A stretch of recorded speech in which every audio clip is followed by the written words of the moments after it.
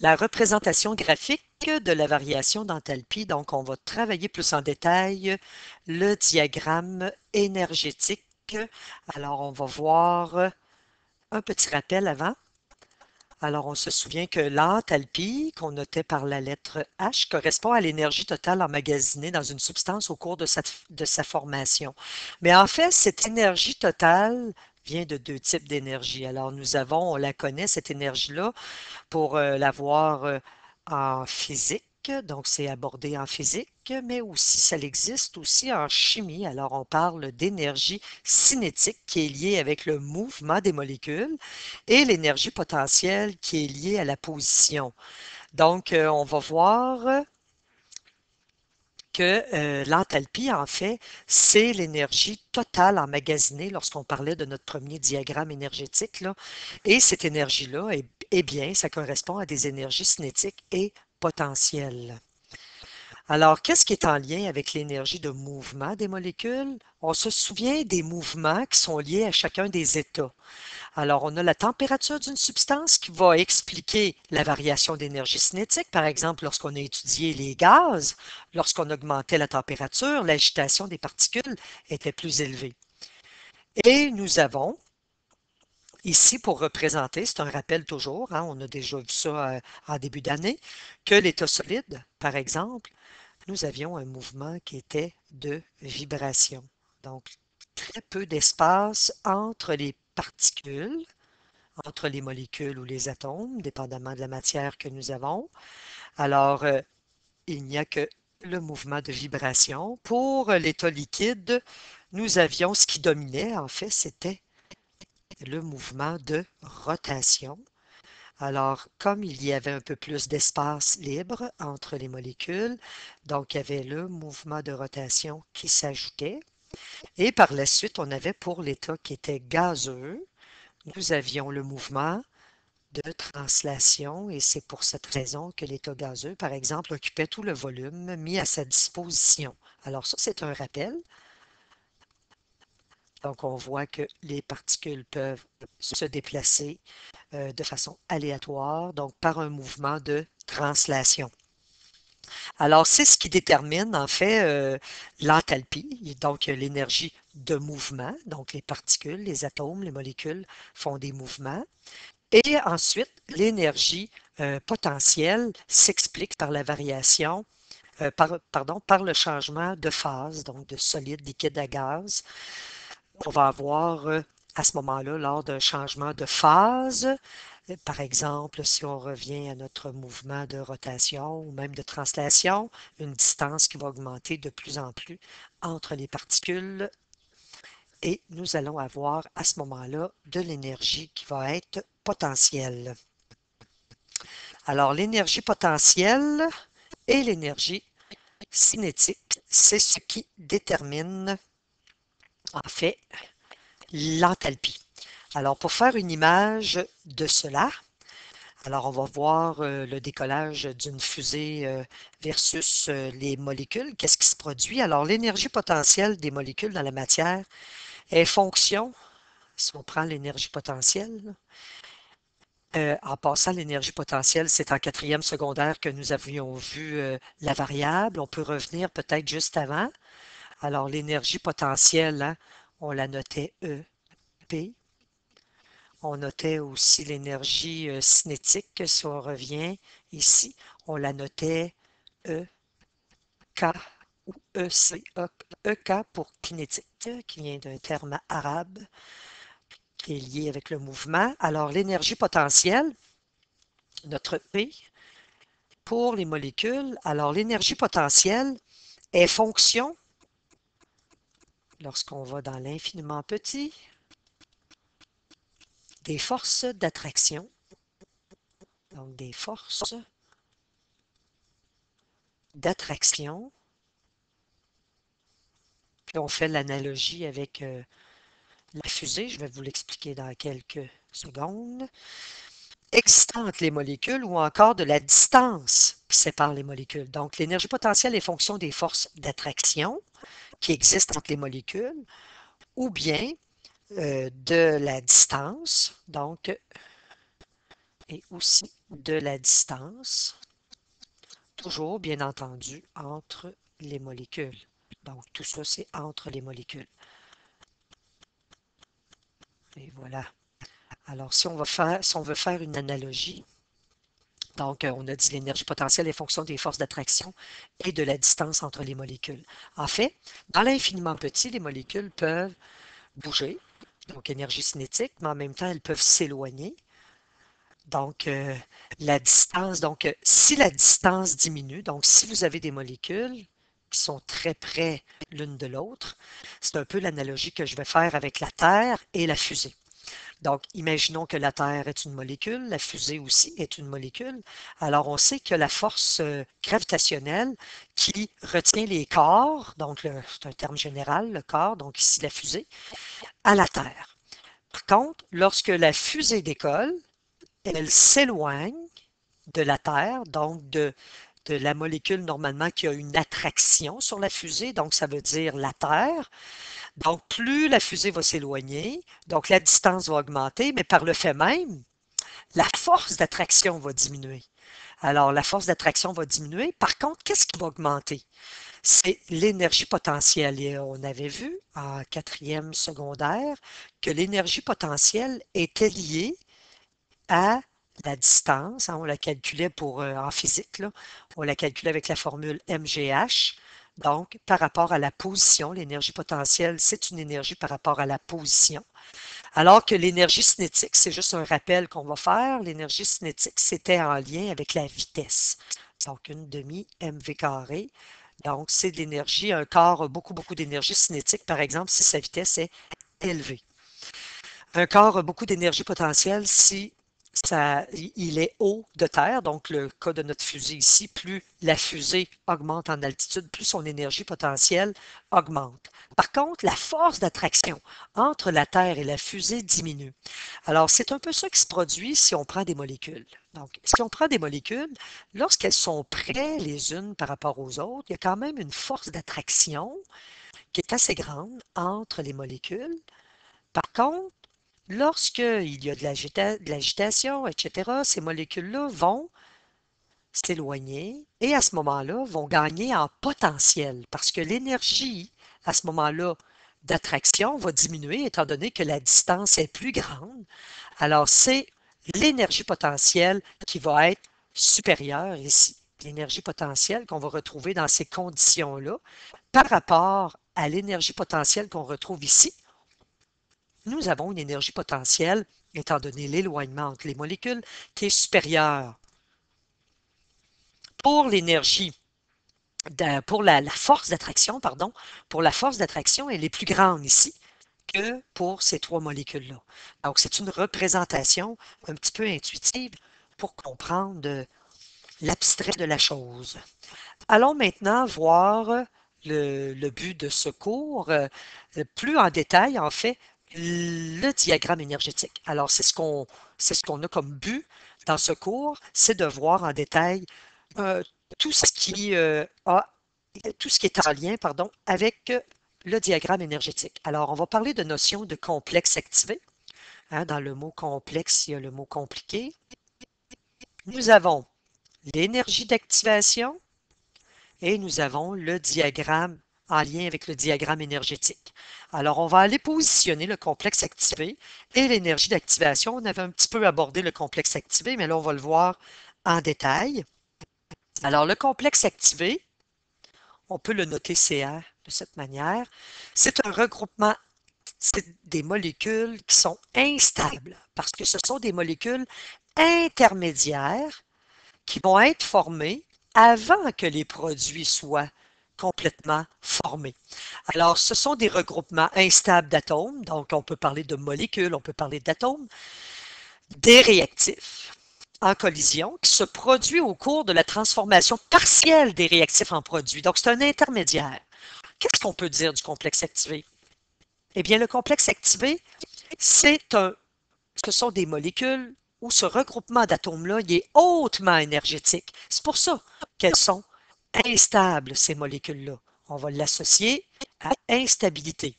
Et on retient que ce sont des molécules intermédiaires parce que les produits ne sont pas encore formés. On va aller illustrer la situation avec un exemple. Alors ici, nous avons comme réaction, en fait, la formation de l'acide chlorhydrique, c'est une réaction exothermique. Alors, ici, lorsqu'on parle de complexe activé, ce sont des molécules qui sont intermédiaires avant d'arriver au produit. Alors, qu'est-ce qu'on peut avoir comme molécule intermédiaire? Alors, je vais l'illustrer, je vais laisser tomber les états pour ne pas alourdir l'équation. Alors, dans l'infiniment petit, en fait, pourquoi les chimistes, on appelle ça des molécules, des complexes activés, en fait? Complexe, je l'ai mentionné tantôt, ça veut dire compliqué. En fait, il y a plein de mécanismes auxquels on n'est pas capable vraiment d'attribuer exactement ce qui se produit dans l'infiniment petit. Mais chose certaine, on sait qu'il y a une réorganisation des atomes et cette réorganisation-là est un peu théorique. Donc, on suppose, par exemple, que H2 plus Cl2 va donner une molécule instable. Donc, ça va être une molécule instable qui va être hautement énergétique. On va aller la situer dans quelques instants dans le diagramme énergétique. Alors, ce que j'ai respecté tout simplement pour donner un complexe activé, donc voici un complexe activé, est une molécule qui est pas, en fait, qui représente pas les produits, mais qui se rapproche de plus en plus. Alors, voici un complexe activé, juste pour respecter peut-être une petite convention au niveau du complexe activé, c'est d'avoir le même nombre d'atomes au moins, là, de faire en sorte que l'équation, quand même, elle est équilibrée. Donc, que la molécule, elle représente le bon nombre d'atomes. Sinon, ça peut être n'importe quoi. J'aurais pu écrire H plus H plus Cl plus Cl. Donc, on aurait eu un complexe activé aussi. Ce complexe activé-là, c'est la molécule intermédiaire qui est très instable, qui est hautement énergétique et qui va finir par donner, donc les atomes vont pouvoir se réorganiser et donner le résultat attendu qui est le produit. Donc, j'ai repris ici mon complexe activé. Alors, le complexe activé, en fait, continue de se transformer pour donner les produits. Alors, c'est une façon de représenter un complexe activé de cette réaction. Bien entendu, j'ai laissé tomber l'énergie pour ne pas alourdir. Alors, on va aller voir maintenant dans un diagramme, oups, en passant, c'est vrai, ici on appelle ça, et on va revenir à cette notion-là lorsqu'on va étudier la vitesse de réaction, on appelle ça un mécanisme de réaction. En fait, on va le voir à la fin de ce cours, nous pouvons avoir beaucoup de complexes activés formés avant d'arriver au produit final. Donc, on peut avoir plusieurs équations qui nous montrent un mécanisme beaucoup plus complexe que celui-ci, donc beaucoup plus long. Allons voir maintenant le diagramme énergétique. Le diagramme énergétique, eh bien, je vais le faire toujours avec l'exemple. Nous avions le HCl qui était formé, réaction exothermique. Donc, si on veut représenter l'enthalpie, donc l'énergie des réactifs, on va la représenter toujours collée sur l'axe DY. Alors ici, on va aller le préciser, c'est l'énergie qu'on retrouve ici, qui peut être en kilojoules. Donc, vous pouvez inscrire aussi l'enthalpie. Alors, on va retrouver nos réactifs. Comme on les connaît, on peut tout simplement écrire les réactifs. Nous avons H2 plus Cl2. Alors, où allons-nous placer le palier des produits? Comme c'est une réaction qui est exothermique, on a déjà vu, c'est un petit rappel, on a déjà vu que le palier, à ce moment-là, des produits va être plus bas que le palier des réactifs. Hein? On appelle ça un diagramme parce qu'on n'a pas vraiment de valeur numérique comme telle. Alors ici, on se rappelle de la progression de la réaction dans le temps. Ici, c'était l'énergie. Alors, les produits, je peux les inscrire déjà sur mon palier. Alors, c'est de l'acide chlorhydrique que nous avons. Comme nous avons une seule molécule intermédiaire, un seul complexe activé, alors on a dit que c'était une molécule hautement énergétique. N'oubliez pas que l'axe des Y ici, il est relié avec l'énergie, c'est de l'énergie. Alors, j'ai de l'énergie pour mon réactif. On pourrait lui donner n'importe quelle valeur ici. Mais regardez, lorsque on regarde ici le sommet, c'est ici qu'on va retrouver en fait notre molécule intermédiaire qui est notre complexe activé. Alors, tantôt, on va généraliser pour une réaction endo- et exothermique. Là, nous allons généraliser tout le diagramme énergétique. Alors, nous avons la molécule intermédiaire. On se souvient que toute réaction, on va le rappeler aussi tantôt, a besoin d'énergie pour être amorcée. Donc, c'est l'énergie d'activation qu'on va aller définir tantôt. Mais en fait, c'est pour briser les liaisons. Donc, ici, les molécules doivent absorber de l'énergie. Et nous allons avoir une molécule hautement énergétique, hein, on le voit ici, et elle est très instable. Oups. Donc, c'est une molécule qui est très instable. Pourquoi? Parce qu'elle est hautement énergétique. Donc, elle est instable, hautement énergétique, et c'est notre complexe activé.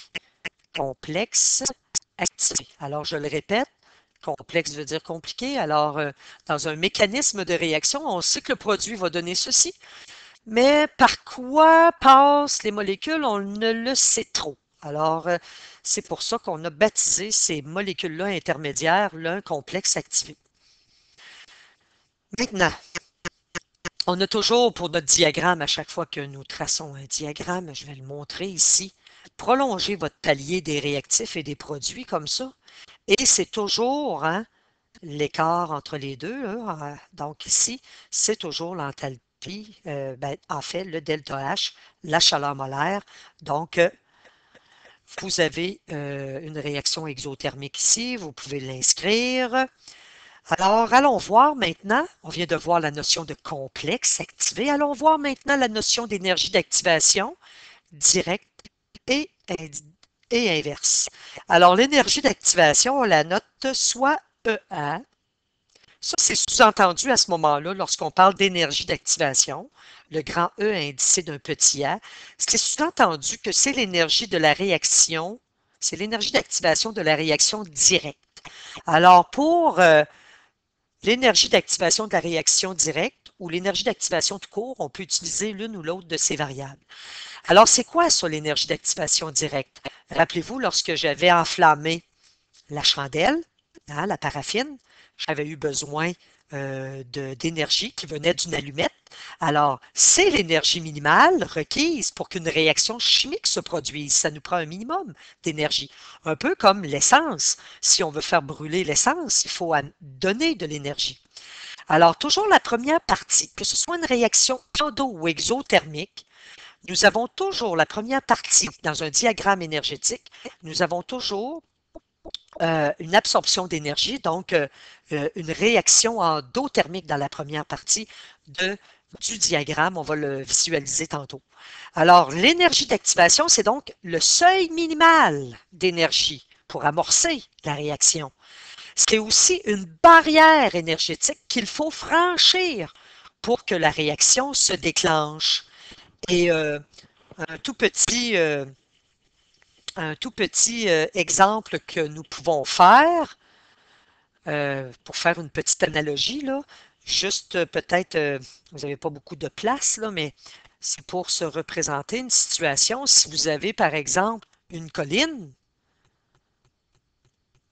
en fait, une colline, et vous voulez envoyer, par exemple, je fais une analogie avec les diagrammes, vous avez un ballon.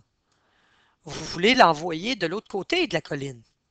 Alors, à ce moment-là, vous allez fournir, vous allez donner un coup de pied sur le ballon. Vous allez fournir avec votre jambe, avec votre pied, une certaine énergie pour que le ballon puisse se transformer, aller de l'autre côté. Donc, on peut faire une analogie. C'est comme si ton ballon était un réactif et tu dois lui donner assez d'énergie pour qu'il puisse aller de l'autre côté, donc de la colline, donc pour se transformer finalement en produit et se retrouver ici. Alors, vous aurez deviné que si vous avez une colline qui est très, très faible, qui est très basse, hein, pour envoyer le ballon de l'autre côté, vous allez fournir un effort moindre avec votre pied pour faire parvenir le ballon de l'autre côté. Alors, cette énergie-là que vous devez donner au ballon pour qu'il puisse aller de l'autre côté, c'est l'énergie d'activation, c'est ça.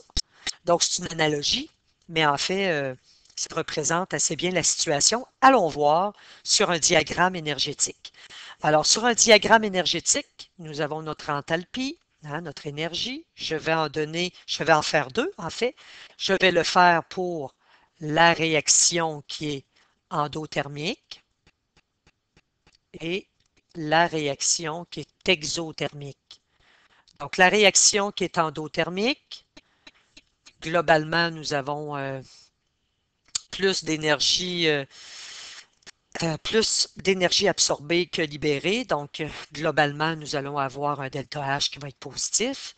Et l'inverse, pour la réaction qui est exothermique, c'est une réaction qui va libérer plus d'énergie qu'elle en absorbe.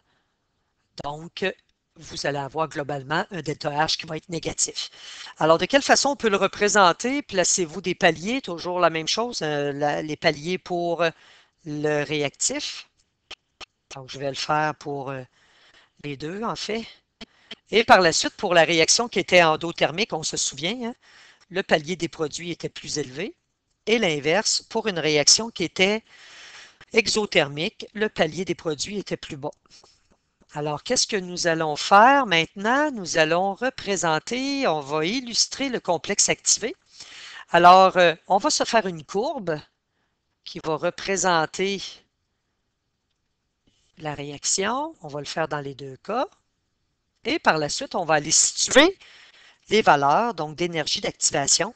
Alors, l'énergie d'activation, nous avons nos réactifs ici, progression de la réaction dans le temps, réactif ici, progression de la réaction dans le temps. Nous avons nos produits. On fait un rappel, hein? Qu'est-ce qu'on avait retenu des premiers diagrammes que nous avions vus? Eh bien, on va le répéter à plusieurs reprises, l'enthalpie des réactifs ici. Hein, est inférieure à l'enthalpie des produits. Ça paraît abstrait, mais mettez-vous des valeurs ici. Supposons que j'ai des réactifs qui sont à 100 kJ et des produits qui sont à, je ne sais pas moi, 300 kJ. Donc, supposons que nous avons comme énergie. Et voilà. Maintenant, qu'est-ce qu'on retrouve? On retrouve toujours au sommet ici notre complexe activé, qui est une molécule hautement énergétique. À partir du palier des réactifs. Et là, en passant, faites attention, dans le manuel que vous utilisez, il y a beaucoup d'erreurs concernant les diagrammes qu'on vous a dessinés dans le manuel. Alors ici, ce que je vais faire, en fait, l'énergie d'activation, celle qui est directe, celle qui est prise parce qu'on va voir dans quelques instants qu'une réaction peut être réversible. Donc, les réactifs qui se transforment en produits, mais aussi les produits qui peuvent se transformer en réactifs. Alors, l'énergie d'activation directe, elle part du palier des réactifs et va rejoindre le complexe activé. Alors, pour montrer cette énergie-là, je montre l'écart ici.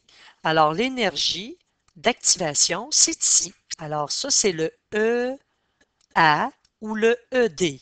L'énergie d'activation de la réaction directe lorsqu'elle est vue des réactifs vers les produits.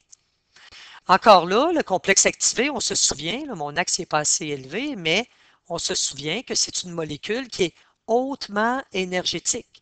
Donc, voyez-vous, là, si on avait de l'enthalpie ici, admettons 1000, on pourrait facilement dire, regardez, la molécule intermédiaire ici, elle est hautement énergétique.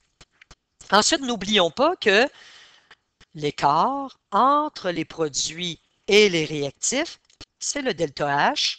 N'oublions pas que pour une réaction qui est endothermique, il est positif, le delta H.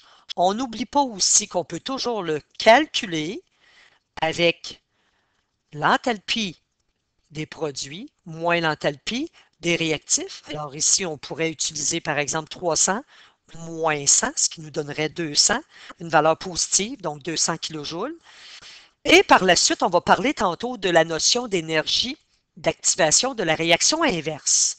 En fait, si je donne ça comme ça de façon fictive, si A plus B, plus de l'énergie dans le cas d'une réaction endothermique, donne du C plus D, là, c'est vraiment fictif comme réaction, eh bien, il existe aussi une réaction inverse qui est exothermique, C plus D, qui va donner du A plus B plus de l'énergie. Donc, on peut l'avoir dans l'autre sens. À ce moment-là, ce qui était nos produits ici deviennent nos réactifs. Mais souvent, on va juste garder un seul et unique graphique et on va s'imaginer la réaction inverse, tout simplement, en partant des produits comme ça, qui vont devenir nos réactifs, et par la suite, qui vont se transformer en fait en réactifs, mais qui sont nos produits. Donc, on peut voir la réaction dans ce sens-là ou la réaction dans ce sens-là. Lorsqu'elle est endothermique, la réaction inverse va être exothermique. Et lorsque la réaction est exothermique, la réaction inverse va être endothermique. Alors, revenons ici. C'est une notion qu'on pourrait approfondir encore un peu plus dans quelques minutes. Ce ne sera pas long. Ici, le but, c'est de montrer plus l'énergie d'activation. Alors, même chose ici. Les réactifs, pour pouvoir entrer en réaction, ont besoin d'absorber de l'énergie. Alors, je vais prolonger mon tableau ici, pas mon tableau, mais mon plateau ici, de mes réactifs. Alors, on part des réactifs, on va rejoindre le complexe activé. Voici l'énergie d'activation, le EA ou le ED de la réaction directe. Voici au sommet le complexe activé, la molécule ou les molécules instables. Les réactifs, les produits, on n'oublie pas, hein, on avait déjà vu que l'enthalpie des réactifs était supérieure à l'enthalpie des produits. C'est du par cœur. Si on prolonge le plateau des produits, ainsi que celui des réactifs, alors l'écart ici, c'est le delta H. Qu'est-ce qu'on avait vu antérieurement? C'est que le delta H est négatif pour une réaction qui est exothermique. On peut toujours le calculer, le delta H, avec l'enthalpie des produits moins l'enthalpie des réactifs. Donc, mettez-vous des valeurs. Vous pouvez vous mettre comme valeur 200. Ici, pour les produits, on peut mettre une valeur qui est de 50, par exemple, kilojoules, si nous avons de l'énergie en kilojoules. Alors, si on utilise l'enthalpie des produits qui est 50, moins 200, nous arrivons à une valeur négative de moins 150. Le complexe activé maintenant. Je vais juste ajouter un petit détail ici, tiens. Je ne manque pas de place ici. Le complexe activé, supposons que j'ai ici 800 kJ. Donc, ça correspond à 800 kJ. Si on vous demande l'énergie d'activation de cette réaction-là, alors c'est l'écart ici qui est positif, n'est-ce pas? Alors, on va dire que l'écart de 800 moins 200 est de 600 kJ. Alors, l'énergie d'activation ici, elle est de 600 kJ. Si je reviens à mon diagramme de tantôt, l'énergie d'activation de la réaction directe, eh bien, si je regarde les écarts, j'ai 1000, j'ai 100, donc c'est égal à 900 kJ. Je pars pas de zéro. Là. Si j'étais parti de zéro, j'aurais eu 1000, mais ce n'est pas le cas. Ensuite, même chose que nous avons vu tantôt, on a vu l'énergie d'activation de la réaction inverse, mais je vais aller voir ça avec les diagrammes qui sont un petit peu plus détaillés. Alors, nous avons défini l'énergie d'activation de la réaction directe par la variable EA ou ED et l'énergie d'activation de la réaction inverse qui est EI. Le I étant pour la réaction inverse. Alors là, je vais donner vraiment un exemple, mais fictif. Donc, ce n'est pas des vraies molécules. Je vais commencer par la réaction endothermique. Alors, je vais répéter certaines notions, mais c'est une façon d'apprendre. Hein? Répéter, répéter, répétons. Conjuguer le verbe répéter, là, et ça va vous aider à retenir les notions vues en classe ou dans ce cours. Alors, la réaction endothermique, ici fictive, nous avons l'énergie qui est du côté des réactifs. Nous avons comme molécule du A2 plus du 2AB qui va donner du A4 plus du B2. Juste avant, on peut parler d'un mécanisme ici, je peux en inventer un, là. Je peux inventer un complexe activé. Je veux pouvoir aller l'écrire dans dans mon diagramme. Alors, imaginons n'importe quel complexe activé, en fait, avant d'arriver aux molécules intermédiaires, pas aux molécules intermédiaires, mais aux molécules représentant les produits, on peut se trouver des molécules intermédiaires. Donc, peu importe ce que vous allez utiliser pourvu que pourvu que le nombre d'atomes soit conservé. Alors, je pourrais décider d'avoir comme complexe activé des molécules. Donc, du A2B plus du A2B. Donc, j'ai respecté, en fait, regardez, j'ai quand même 4 atomes de A du côté des réactifs et des produits, et j'ai 2 atomes de B du côté des réactifs et des produits.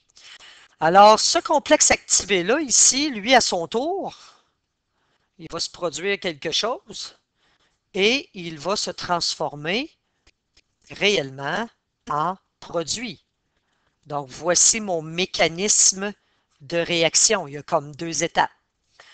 Donc, vous avez toujours le mécanisme. Alors, ici, c'est notre complexe activé, hein, c'est la molécule instable, l'intermédiaire avant d'arriver au produit. Alors, on va aller compléter ce diagramme-là énergétique en lien avec une réaction endothermique et en lien avec cette réaction-là fictive. Alors, on pourrait écrire réellement, parce qu'on les connaît, nos réactifs, donc sur le palier qui correspond au réactif. Bien entendu, nos axes, nous avons l'enthalpie qui est en kilojoules. Nous avons la progression de la réaction.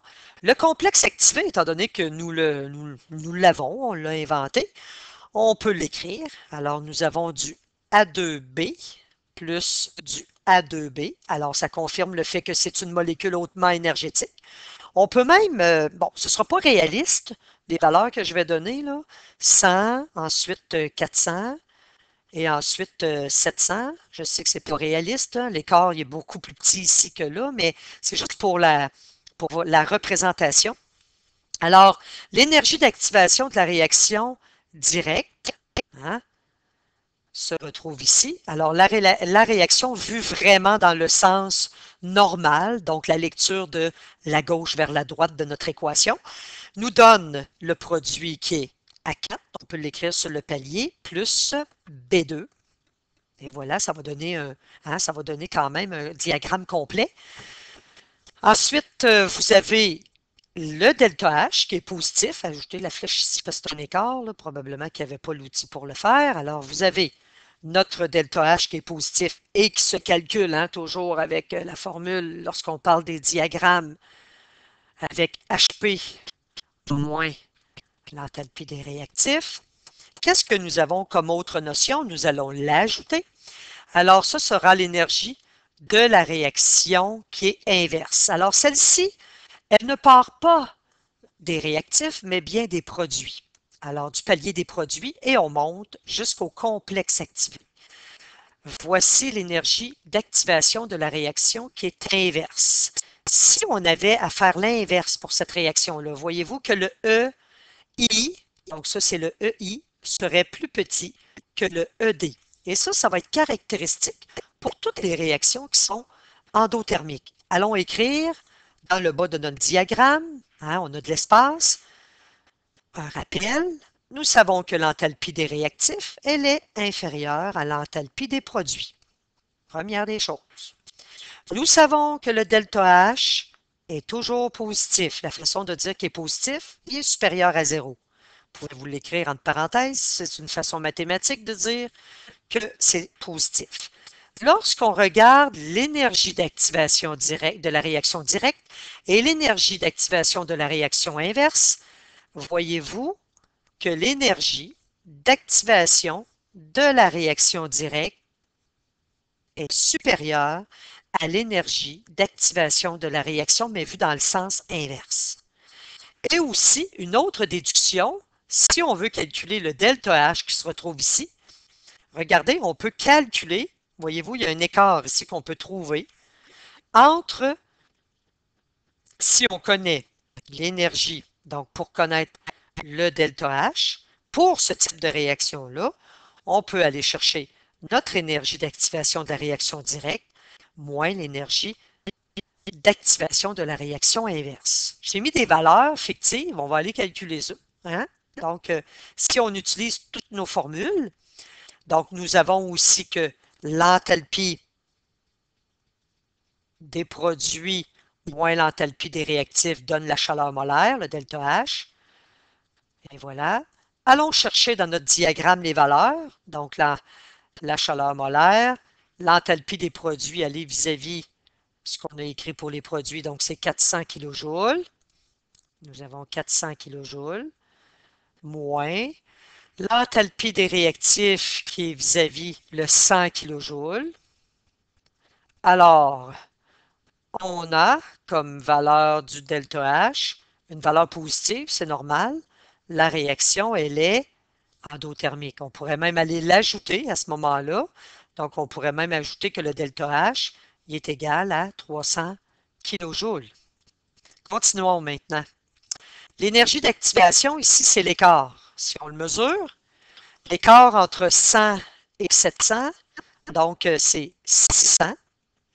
Alors, on peut l'écrire, kilojoules, bien entendu. Et pour l'énergie d'activation de la réaction inverse, le petit écart que nous avons ici, il est égal à, en fait, de 400 à 700, vous avez un écart de 300 kJ. Alors ça va nous permettre de faire quoi? Alors, vous pouvez, avec cette formule, le delta H, qui est égal à l'énergie d'activation de la réaction directe moins l'énergie d'activation de la réaction inverse, vous pouvez donc trouver la valeur, donc qui est 600 kJ, moins 300 kJ, qui correspond en fait à 300 kJ. Et voilà. Donc, voyez-vous que ce soit avec cette formule ou cette formule, nous arrivons au calcul de la chaleur molaire de réaction. Maintenant, voyons le diagramme énergétique pour une réaction qui est exothermique. Donc, le diagramme énergétique, je prends la même réaction, en fait fictive, mais les réactifs sont devenus les produits sont devenus les réactifs. J'aurais pu prendre autre chose aussi, peu importe, c'est pour l'exemple. Même chose pour le complexe activé. Je peux avoir à ce moment-là comme molécule intermédiaire. Je peux avoir n'importe quoi, en fait. Je peux reprendre le même complexe activé, mais je peux aussi en inventer un autre. Et voilà. Donc, ça, c'est les molécules intermédiaires avant d'arriver, en fait, aux molécules qui représentent les produits. Donc là, je ne l'ai pas écrit en mécanisme, mais j'ai écrit ma molécule intermédiaire ici, qui est mon complexe activé. Alors ici, dans un diagramme énergétique, mais d'une réaction exothermique, on se souvient que le palier des produits était inférieur par rapport au palier des réactifs. Nous connaissons nos réactifs, on peut donc les écrire ici. Donc, nous avons le A4 plus le B2. Nous connaissons nos produits, on peut aller aussi écrire les valeurs, pas les valeurs, mais les molécules. Donc, c'est ce que nous avons. Nous avons inventé un complexe activé, donc on peut aller l'écrire au sommet, ici. Alors, notre complexe activé qui était le A2B plus A2B. Nous avons par la suite l'énergie. Voyez-vous l'énergie d'activation de la réaction directe, beaucoup plus petit hein, que pour une réaction qui est exothermique comparée à une réaction qui est endothermique, là, comparée au EI, bien entendu, parce que l'énergie d'activation de la réaction inverse, nous allons partir du palier des produits lorsqu'on veut montrer l'inverse et nous allons rejoindre le complexe activé. Et voilà. Alors, nous avons à ce moment-là, on va les identifier avec nos flèches, nous avons ici le EI, donc qui est l'énergie de la réaction, l'énergie d'activation, mais la réaction vue dans l'autre sens. Ici, le palier des produits et le palier des réactifs, nous avons toujours notre delta H qui est négatif, qui est toujours calculé, on le répète, avec l'enthalpie des produits moins l'enthalpie des réactifs. Encore là, on peut se donner des valeurs fictives, là, vraiment pas réalistes, mais juste pour illustrer la situation. Et voilà, 50, 100, 400. Alors, voyez-vous, là, c'est presque complet comme diagramme énergétique. Alors, allons faire un rappel ou même écrire de nouvelles notions. Alors, on sait que l'enthalpie des réactifs est supérieure à l'enthalpie des produits. C'est normal puisque les réactifs, pour se transformer en produits, doivent libérer. Donc, globalement, cette réaction-là libère plus d'énergie qu'elle en absorbe. Alors, on veut montrer toujours le côté ici. Le complexe activé ici, pour se former, le premier complexe activé, c'est toujours la première partie d'une réaction, est toujours comme endothermique. La première partie, là, parce que les réactifs absorbent de l'énergie. Même si nous sommes dans un diagramme énergétique d'une réaction endo ou exothermique. Alors, nous avons par la suite comme autre information le delta H qui est toujours négatif, donc inférieur à 0, ça veut dire qu'il est négatif. Nous avons l'énergie de la réaction, l'énergie d'activation de la réaction directe qui est inférieure à l'énergie d'activation de la réaction inverse. Vous pouvez le visualiser très bien, c'est l'inverse pour le diagramme qui représente une réaction exothermique si vous comparez avec le diagramme qu'on a vu tantôt, qui est une réaction endothermique. Alors, voyez-vous, le EI beaucoup plus grand que le ED. Alors, on peut encore une fois calculer le delta H avec les valeurs que j'ai inscrites sur le diagramme. Alors, l'enthalpie des produits moins l'enthalpie des réactifs. Nous pouvons aller chercher cette enthalpie des produits qui est ici, qui correspond à 50 kJ, bien entendu, moins l'enthalpie des réactifs. Nous allons vis-à-vis le palier des réactifs, donc moins 100 kJ.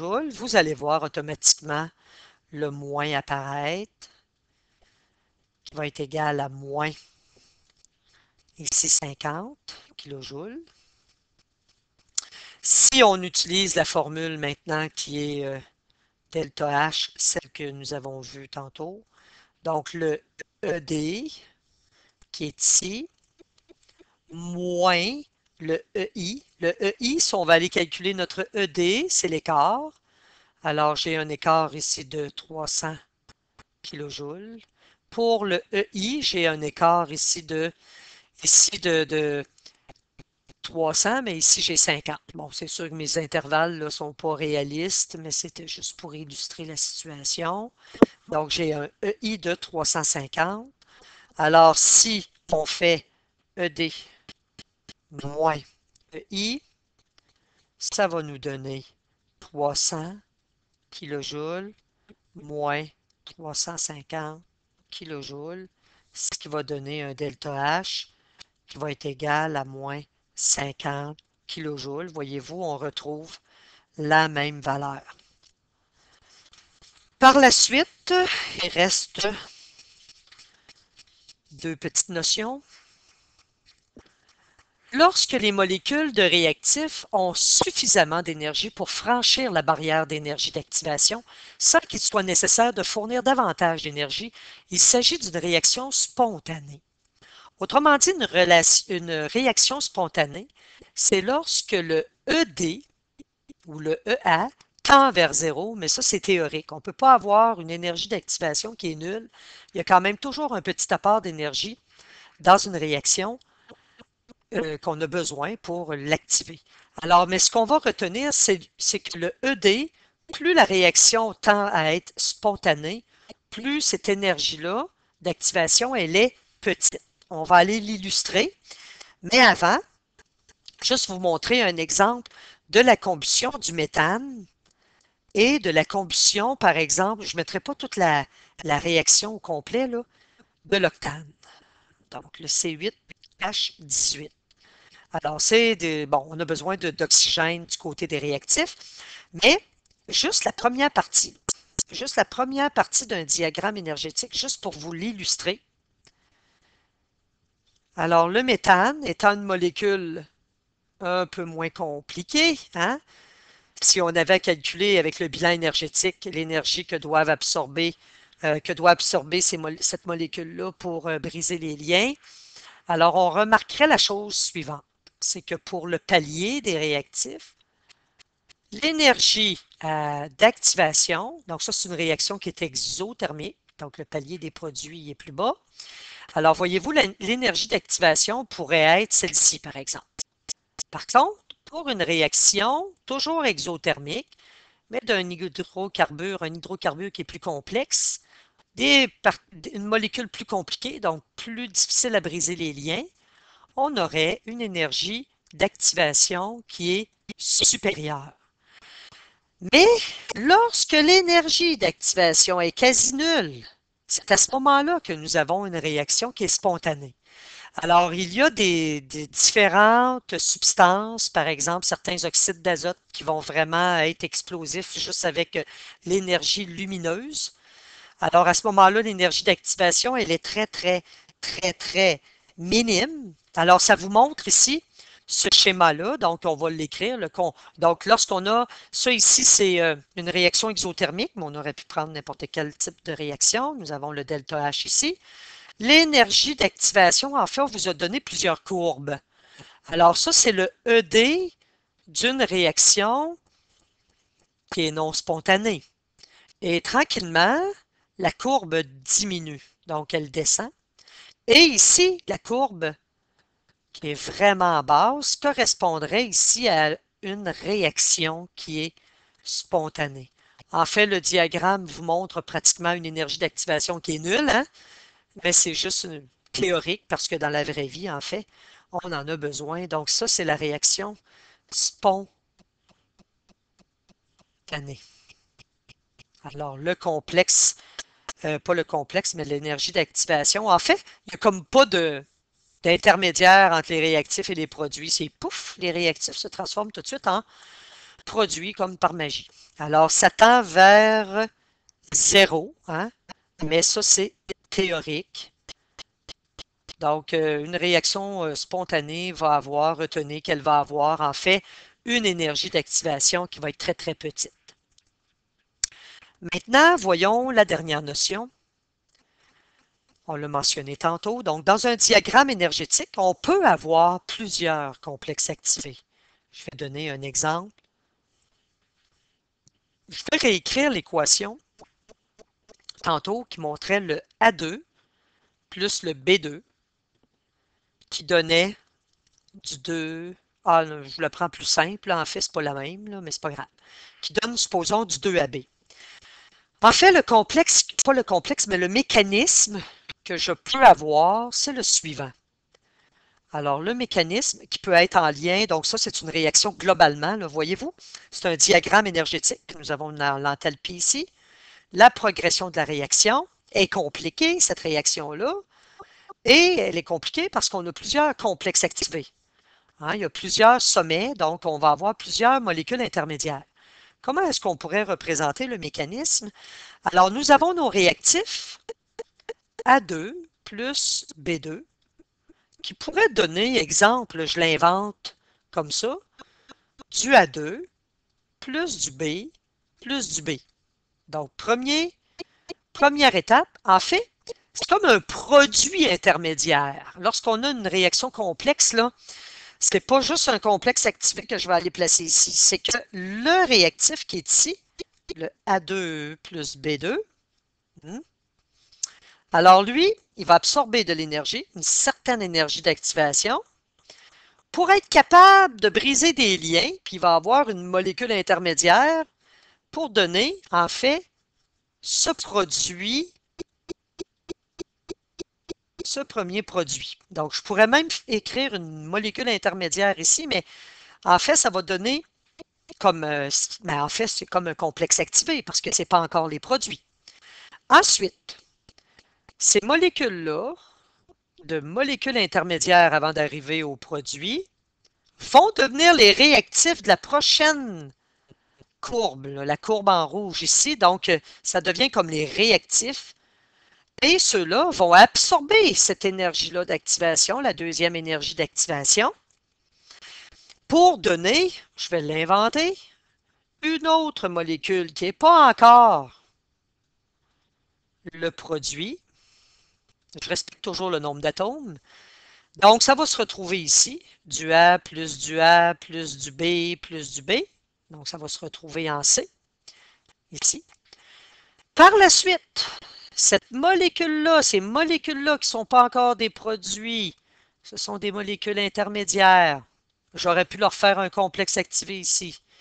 Donc, vont par la suite donner à leur tour un produit, donc vont absorber de l'énergie pour pouvoir donner un autre produit intermédiaire. Alors, celui-ci pourrait être, par exemple, 2A plus 2B, qui va se retrouver ici, 2A plus 2B. Et par la suite, ils vont, encore une fois, ces molécules-là deviennent comme nos réactifs, là, donc vont absorber de l'énergie pour finalement donner nos produits. Donc, le 2AB. Donc, voyez-vous un mécanisme quand même complexe. Et voilà, pour donner finalement le 2AB. Mais même si c'est complexe, il faut toujours retrouver nos réactifs de départ et nos produits de la fin.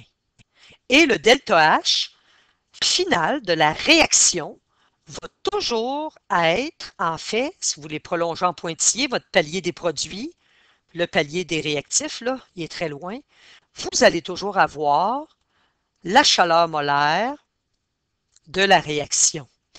Ici, on vous a placé des petits delta H1, H2, H3, H4 pour vous montrer les différentes variations d'énergie entre les différents paliers intermédiaires que nous avons. Alors, par la suite, il y a un petit détail que nous allons mentionner et nous allons en reparler lorsque nous allons voir le chapitre sur la vitesse de réaction. Alors, c'est la chose suivante. Dans un mécanisme d'une réaction, vous venez d'en voir un qui est très grand, l'étape la plus lente d'une réaction est appelée l'étape déterminante. Cette étape a la plus grande énergie d'activation. Donc, normalement, si je reviens dans mon diagramme énergétique, l'étape la plus lente, c'est celle où on a eu ces molécules-là qui se sont transformées en ces molécules. Donc, c'est vraiment, on a eu une réaction qui demandait beaucoup d'énergie, donc par le fait même qui était lente. Alors, c'était lent à briser les liens. N'oubliez pas, plus on doit fournir de l'énergie, ça veut dire que les liaisons sont soit nombreuses ou dépendamment de l'état que nous avons comme molécule, alors ça demande un apport d'énergie. En passant, si vous avez une réaction comme ça complexe, je le répète, si on vous demande la chaleur molaire, localisez votre réactif, localisez votre produit et c'est l'écart entre les deux. Si on vous demandait l'énergie d'activation de la réaction directe, alors on partirait aussi de nos réactifs de départ et on irait au sommet du plus haut sommet, en fait. Donc, on partirait des réactifs jusqu'au plus haut sommet. Alors ici, ça correspondrait à l'énergie d'activation de la réaction directe. Et à l'inverse, l'énergie d'activation de la réaction inverse, on partirait de nos produits et on rejoint, le sommet, ici, le plus haut. Alors, l'énergie d'activation de la réaction vue à l'inverse. Alors, l'étape déterminante correspondrait à l'étape qui a besoin de plus d'énergie, donc une énergie d'activation la plus grande. Alors, par le fait même, c'est l'étape qui est la plus lente. Alors, ça termine la théorie concernant les diagrammes énergétiques. Il y a beaucoup de par cœur à apprendre dans cette notion-là. Ça prend beaucoup d'études. Si vous avez des questions, vous pouvez les poser sur Patiosciences, Facebook Patiosciences. Si vous voulez revoir ce cours, vous pouvez aller sur le site ou sur YouTube, donc le site patiosciences.com. Vous pouvez aussi faire imprimer le document PDF qui est aussi sur le site spatiosciences.com, l'onglet Chimie, sous-onglet Énergie et sous-onglet Cours théoriques. Alors, bonne étude.